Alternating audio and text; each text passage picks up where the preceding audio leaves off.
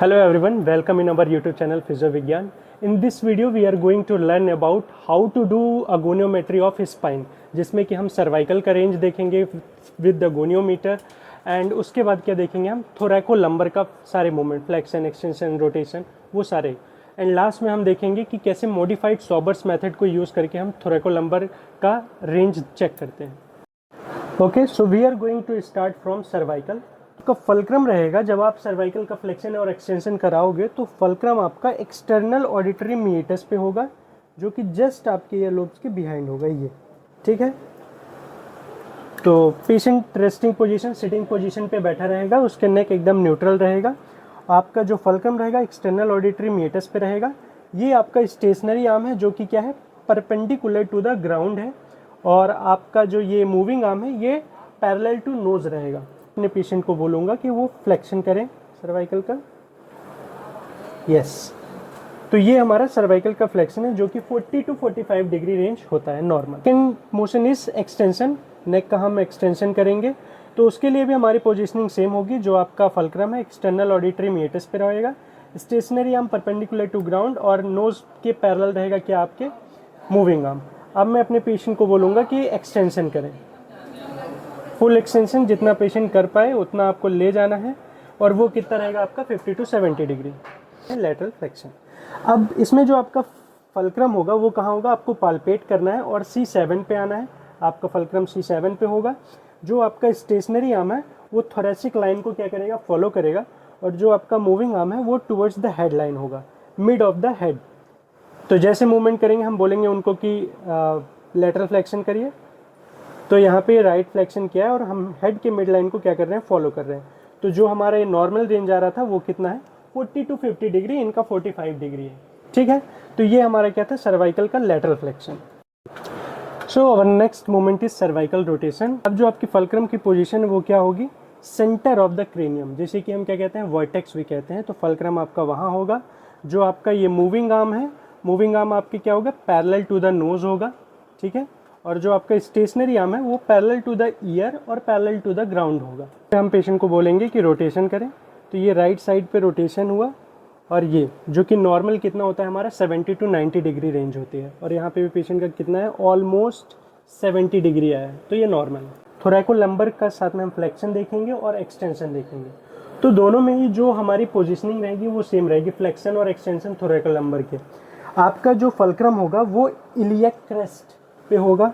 ठीक है, जो मूविंग आर्म है आपका, मूविंग आर्म वो मिड एक्सिलरी लाइन पे होगा, मिड एक्सिलरी लाइन को फॉलो करेगा, और जो आपका स्टेशनरी आर्म है वो किसको फॉलो करेगा, फीमर को फॉलो करेगा. ठीक है, तो ये मेरी पोजीशनिंग है. Now I will ask patient to do flexion. मोर.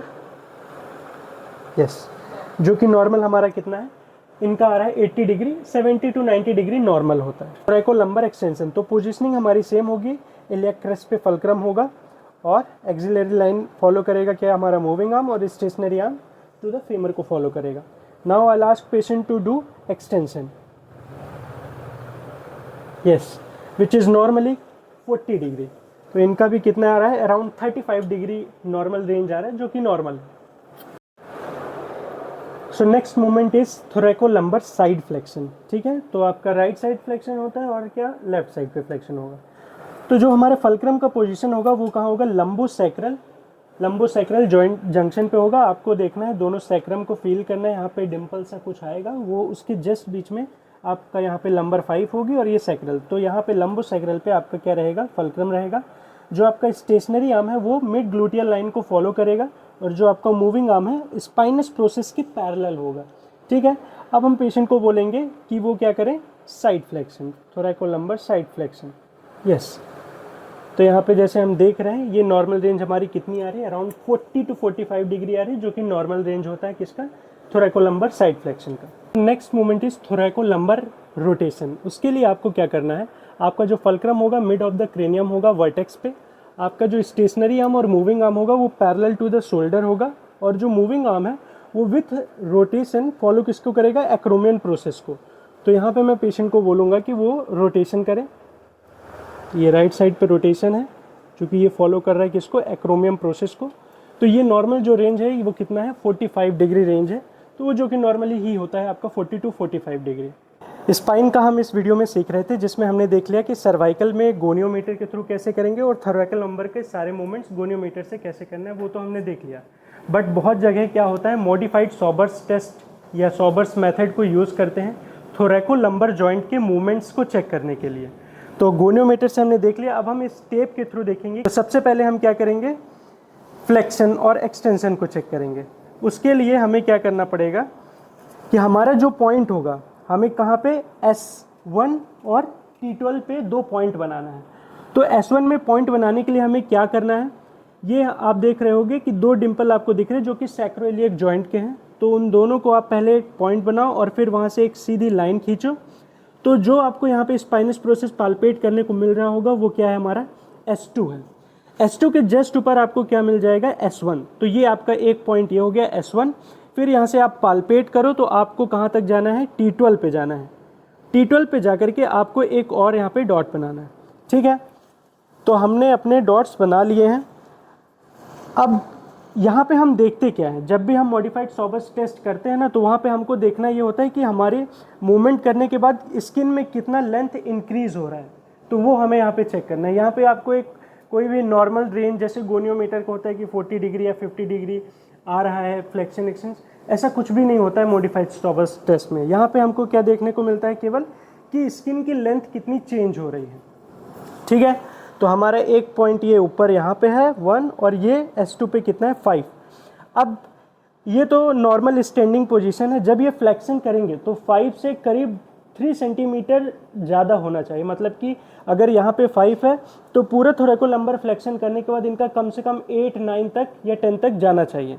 अगर 8 तक जा रहा है मतलब 3 सेंटीमीटर अगर फ्लेक्शन में बढ़ रहा है तो वो नॉर्मल है, मतलब कि थोरैको लंबर फ्लेक्शन नॉर्मल है, ठीक है। तो मैं अब अपने पेशेंट को बोलूँगा कि वो फ्लेक्शन करें।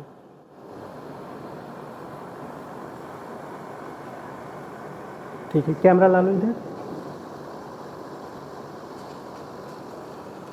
तो ये देखो, ये हमारा क्या था, यहाँ पे T12 था, यहाँ पे हमने इसको रखा था और ये हमारा क्या है, S1 है। तो यहाँ पे पहले 5 था फुल स्टैंडिंग में, अभी 8 हो गया, मतलब 3 सेंटीमीटर इंक्रीज हुआ है। इसका मतलब कि ये नॉर्मल है, मतलब कि फ्लेक्शन इनका नॉर्मल है। अब फ्लेक्शन के बाद दूसरा हमारा जो मूवमेंट है थोरैको लंबर का, वो क्या है, एक्सटेंशन। तो एक्सटेंशन के लिए अब हम क्या करेंगे, सेम आपको पॉइंट वही रखना है, सैक्रल फर्स्ट और थोरैसिक 12 पे आप रखोगे, आपका 5 रहेगा। अब यहाँ पे जब वो फुल क्या कर लेंगे, एक्सटेंशन करेंगे, तो उनका कम से कम 2 सेंटीमीटर रिड्यूस होना चाहिए। मतलब कि या तो 3 पे आना चाहिए दोनों पॉइंट, या तो 2 पे भी जा सकता है, वो ही नॉर्मल होगा, ठीक है। तो यहाँ पे हमारा कितना है, 1 और 5 पे है। नाउ अब एक्सटेंशन करो, ठीक। तो ये यहाँ पे कितने गए, 2.5 पे गए, मतलब कि 5 से 2.5 पे गए, मतलब 2.5 सेंटीमीटर कम हुआ है। इसका मतलब कि रेंज इनकी क्या है, नॉर्मल है। तो अगर आपको 3 तक भी आता है तो भी उनकी रेंज क्या है, नॉर्मल है। तो अब अगला जो हमारा मोशन है वो कौन सा है, थोरैको लंबर बेंडिंग या थोरैको लंबर साइड फ्लेक्शन। तो उसके लिए हमें क्या करना है, जब भी हम करेंगे तो हमको दोनों साइड पे देखना है। मतलब आप एक साइड पे तो एसेस करोगे ही और दूसरे साइड पे भी आपको एसेस करना है, फिर दोनों से कंपेयर करना है कि कितना कम आ रहा है दोनों साइड पे या नॉर्मल आ रहा है, ठीक है।